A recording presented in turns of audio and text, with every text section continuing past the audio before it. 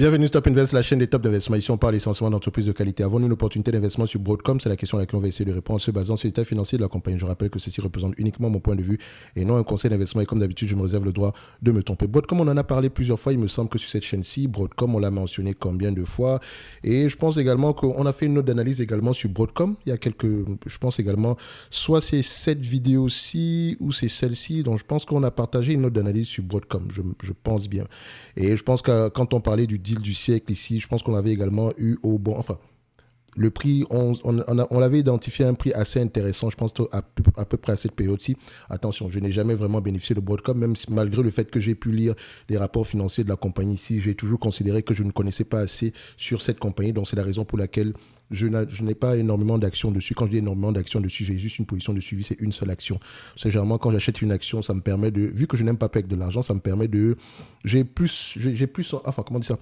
Je suis plus motivé à lire les rapports financiers. On s'entend que lire les rapports financiers sur une compagnie qui ne nous intéresse pas du tout, ça prend, voilà, il n'y a pas beaucoup de motivation non plus, ok? Donc, sur celle-ci, c'était assez intéressant. J'aimais bien ce que j'ai lu dessus, mais je considérais que il y a énormément de choses que, voilà,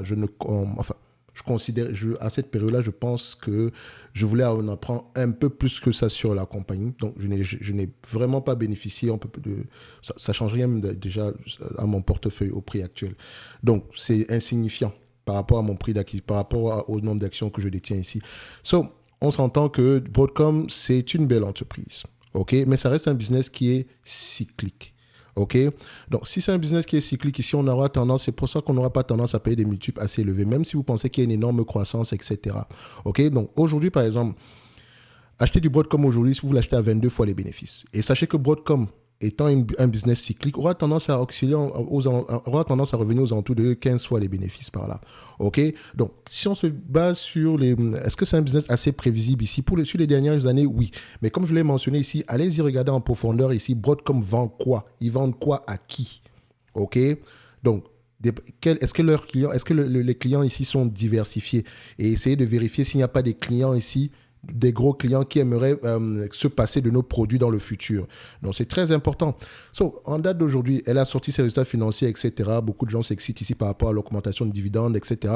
Mais j'aime juste vous montrer une chose. Vous voyez, Broadcom, on l'avait à 430 $ l'action, admettons.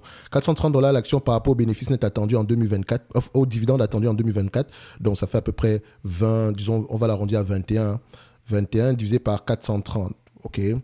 Donc, vous remarquez ici que celui qui l'a eu à 430 aujourd'hui, lui touchera 4,8% en termes de rendement de dividende ici, alors que quelqu'un qui l'a eu ici à 200, qui va l'acheter en date d'aujourd'hui, va à peu près s'attendre à du 2% et poussière.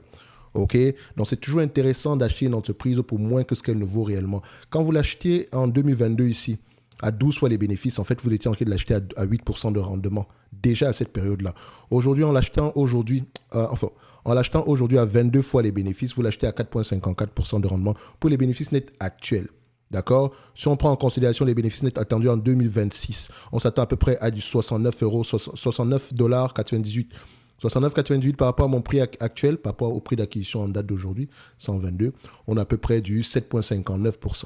Ce qui n'est pas mauvais non plus. Donc, ce qui veut dire que si on achète cette compagnie-ci, il faut vraiment que la croissance au-delà de 2026 soit au moins supérieure à 5%. D'accord? Juste un petit 5%, ça pourrait justifier un prix d'acquisition en date d'aujourd'hui. Si on prend à peu près, et n'oubliez pas, l'estimation des analyses change également. Ne l'oubliez jamais. OK? C'est pas quelque chose de gravé dans la roche. C'est la raison pour laquelle, oui, on prend l'information, mais également, on va vérifier de nos côtés. Vous voyez ici, les analyses s'attendent à peu près à du 13% de croissance en moyenne jusqu'en 2029. À 15 fois les bénéfices, ça représente, on pourra avoir une valorisation aux alentours de $15, de 1532 $ l'action. Donc, au prix actuel, ça pourrait être intéressant à voir. Je dis bien au prix actuel. Si on se fie à peu près à du 15 fois les bénéfices ici, même si la croissance au-delà de 2026 ne se réalise pas, on est aux alentours ici de 1049 $, 1050 $ ici. Je sais déjà, il y a des gens qui vont dire « Ouais, mais c'est cher. Vous pouvez acheter des fractions d'actions. » C'est le prix de l'action qui est peut-être élevé par rapport à la taille de votre portefeuille ici. Mais 1000 $ du tout, ça ne veut pas dire que c'est cher. OK? Donc, pour moi, en date d'aujourd'hui, Broadcom, ça reste assez intéressant. D'accord? Tout va dépendre maintenant de votre compréhension de ce business. Et n'oubliez jamais que c'est cyclique. Et n'oubliez pas également que les multiples payés en date d'aujourd'hui incluent déjà assez de croissance. Au prix actuel, ça pourrait être justifié, mais comme je le mentionne ici, c'est l'estimation des analystes également a tendance à changer. Je dis bien. Ce n'est pas quelque chose de gravé dans la roche. Comme je l'ai dit ici, pour le moment, ils sont assez optimistes. Il y a 3 mois, on s'attendait à $50,90.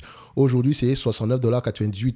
C'est énorme, n'est-ce pas? Soit à peu près, il me semble, 13... Non, c'est pas, c'est pour le dividende ici. Donc, la croissance ici est tout simplement énorme.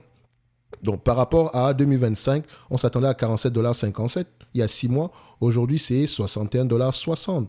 Très intéressant, n'est-ce pas? Mais ça pourrait également aller dans le sens contraire. C'est la raison pour laquelle il vaut mieux comprendre le business model ici de Broadcom. N'achetez pas juste en vous basant sur les chiffres, etc. Parce que quand la situation va se détériorer, ne vous inquiétez pas, ça va arriver. Parce que ça reste un business assez cyclique ici. Même si ça ne se voit pas sur les courbes et sur les bénéfices nets ici, vous allez avoir tendance à vous poser 1 milliard de questions. Non, c'est maintenant qu'il faut se poser les bonnes questions. D'accord? Donc, je ne paye pas certes plus de 15 fois les bénéfices pour cette compagnie-ci, mais il faut reconnaître qu'on a une très, très belle entreprise. Donc, au prix actuel, je pourrais me laisser tenter. Quand je dis je pourrais, ça ne veut pas dire que je vais l'acheter. Je ne compte pas l'acheter. D'accord?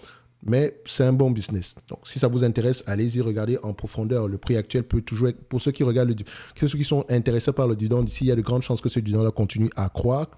D'accord? N'oubliez pas également qu'on n'a pas pris en considération la dette quand on faisait à peu près cette évaluation-là. Donc, si on prend à peu près en considération la dette ici, admettons, on a une dette nette ici de combien? Qu'est-ce qu'on a? Voilà. On a une dette nette ici aux alentours de $58. OK. Donc, par rapport à nos 1000 et poussières ici, donc quand on regardait bien 15 fois les bénéfices, donc on sera à peu près aux alentours de $1000. Donc, légèrement sous-évalué par rapport aux bénéfices c'est attendu en 2026. OK. À l'état actuel des choses. En tout cas, si vous avez du Broadcom aux alentours de $400-500, vous pouvez dormir sur vos 2 oreilles.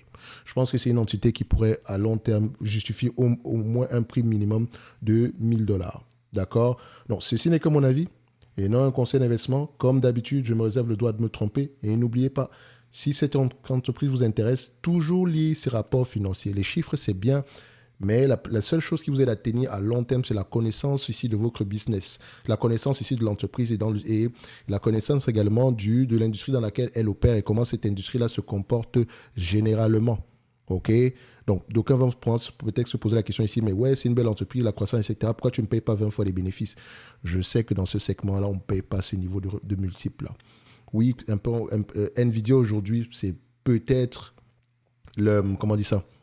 C'est une entité ici qui sort peut-être ici des normes dans ce genre de secteur d'activité parce qu'on reste à peu près dans les semi-conducteurs. Mais n'oubliez pas que Nvidia, c'est par rapport à tout ce qui se passe aujourd'hui au niveau de l'intelligence artificielle, dont la hype pourrait retomber. Si moi je suis intéressé par du Nvidia, je l'attendrai à 15 fois les bénéfices dans tous les cas de figure. Il ne faut pas être pressé. Tôt ou tard, le marché vous donnera une opportunité d'investissement. Ça arrive et ça arrivera toujours. Souvenez-vous. On bavardait sur Meta ici, on a parlé sur Broadcom également, on a parlé de Google également, on a parlé d'Amazon. Il y a toujours un problème temporaire. Aujourd'hui, c'est comme si ça n'existe plus. Donc, quand ils se disent que ouais, peut-être que c'est le moment d'acheter du Meta. Les amis, les opportunités, c'est quand tout va mal. Ce n'est jamais quand tout va bien. OK?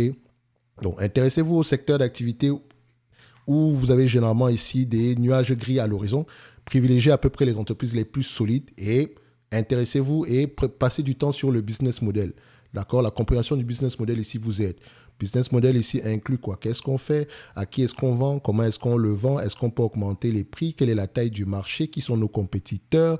Donc, quelles sont ici les perspectives de croissance à long terme pour l'industrie, etc., etc. C'est ça qui vous aide à tenir à long terme. Les chiffres, l'augmentation de dividendes, etc., ce n'est qu'accessoire. D'accord? Enfin, quand je dis ce n'est qu'accessoire, les chiffres, c'est bien, mais l'augmentation de dividendes, etc., ça vient après l'augmentation, la stabilité des bénéfices nets. OK? Donc, intéressez-vous aux vrais éléments ici. Broadcom, ça reste assez intéressant au prix actuel. D'accord? Donc, si vous l'avez à $500, dormez sur vos 2 oreilles. Ce n'est pas parce qu'on est à $1000 aujourd'hui que vous allez commencer à paniquer. Je pense que cette compagnie-ci mérite, pourra s'échanger à peut-être des multiples bien plus élevés que ça. En tout cas, surveillez surtout les plus gros clients. Qui sont-ils? Et est-ce ils auront tendance ici à se passer de nos produits à long terme? D'accord? Merci.